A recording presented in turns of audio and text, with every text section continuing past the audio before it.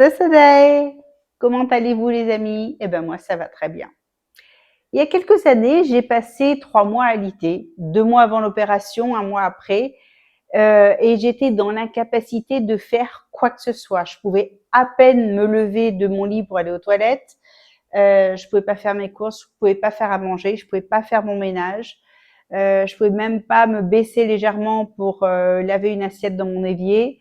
Je pouvais pas ouvrir ou fermer mes volets roulants. Heureusement que j'avais mes parents. Je sais pas comment j'aurais fait sans eux, parce que j'avais vraiment besoin d'aide.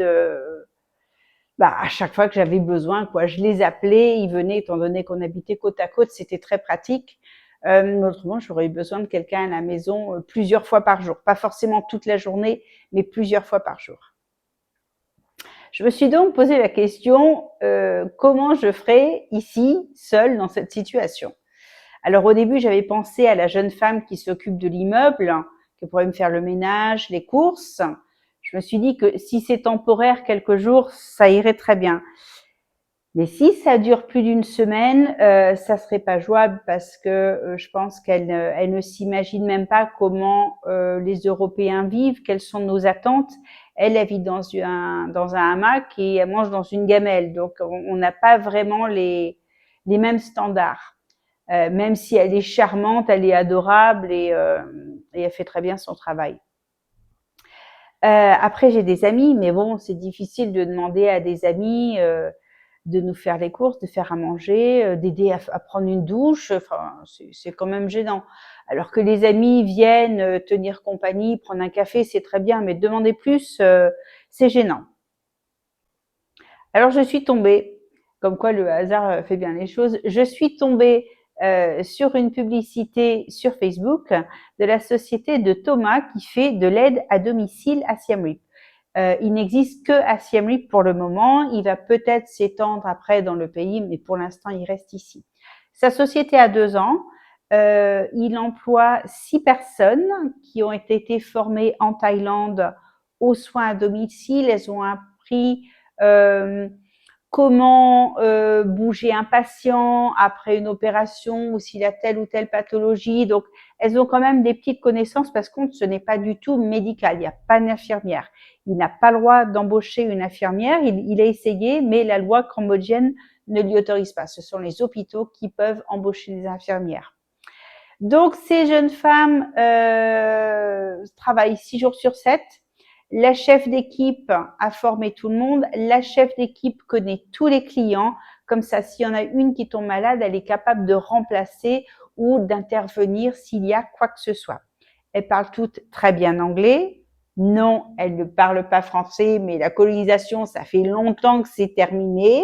Donc, évidemment, quand on déménage à l'étranger, soit on parle anglais, soit on apprend le khmer. À vous de choisir. C'est aussi pour ça que je n'interviewe pas Thomas directement, c'est parce qu'il ne parle pas français. Vous allez me demander une traduction, ça va être compliqué, donc je préfère vous faire un résumé de notre entretien. Elles ont toutes entre 30 et 45 ans. Il m'a dit qu'il ne voulait pas les recruter trop jeunes parce qu'il voulait qu'elles aient une certaine expérience de vie et une certaine conscience professionnelle qu'une petite jeunette de 20 ans n'aurait pas forcément, et pas trop vieille non plus pour que ce soit pas elle qui se fasse mal au dos à vous aider à vous lever. Elle travaille 6 jours sur 7. En général, une aide-soignante est attitrée à une personne, ça ne change pas. Comme ça, elle s'habitue à la personne, c'est beaucoup plus simple pour tout le monde. Si toutefois vous avez besoin d'assistance 7 jours sur 7, ce qui est rare, mais ça peut arriver, il peut s'arranger, mais dans ce cas-là, il va falloir qu'il paye beaucoup plus une jeune fille pour travailler le dimanche. Et si ça dure, il va tout simplement recruter quelqu'un d'autre pour travailler certains jours et elles travailleront en rotation. Il ne peut pas donner de prix étant donné que c'est vraiment du sur-mesure selon les besoins de la personne. Ça va du ménage aux courses, à l'aide à la toilette, à tout simplement vous accompagner dehors, marcher, vous accompagner à un rendez-vous médical, vous accompagner chez le coiffeur ou faire venir un coiffeur. Bref, tout est possible.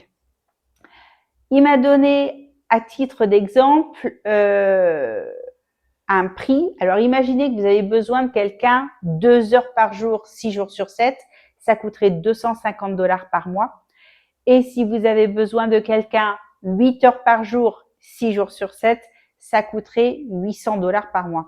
C'est plus que raisonnable compte tenu du service, étant donné qu'on a du personnel formé qui parle anglais. C'est pas quelqu'un qu'on a été attrapé dans la rue, qui sait pas du tout ce qu'on veut. Quand on est malade, on n'a pas forcément la possibilité ou l'envie de former une personne, donc c'est bien de pouvoir se reposer et faire confiance à quelqu'un d'autre. Dites-moi à quoi vous avez pensé pour vos vieux jours au Cambodge ou dans un autre pays, peu importe, mais hors de votre pays d'origine, je serais curieuse de le savoir.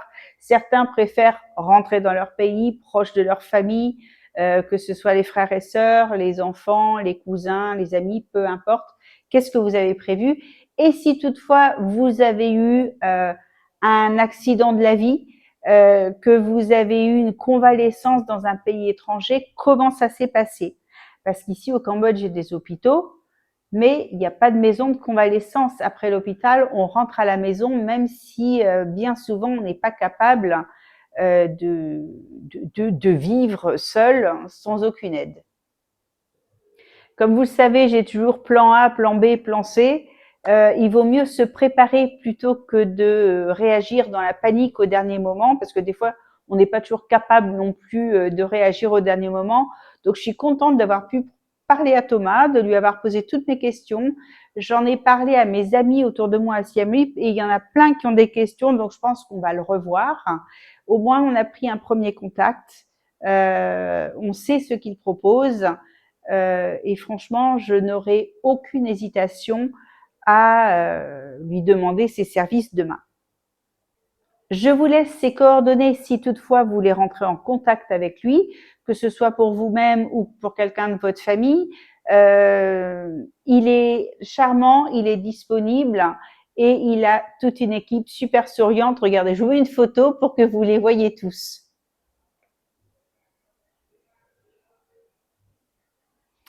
Surtout, n'hésitez pas si vous avez des questions, mettez-les dans les commentaires plutôt que de m'écrire en privé. Je vous souhaite une agréable semaine et je vous dis à dimanche prochain les amis. Bye bye.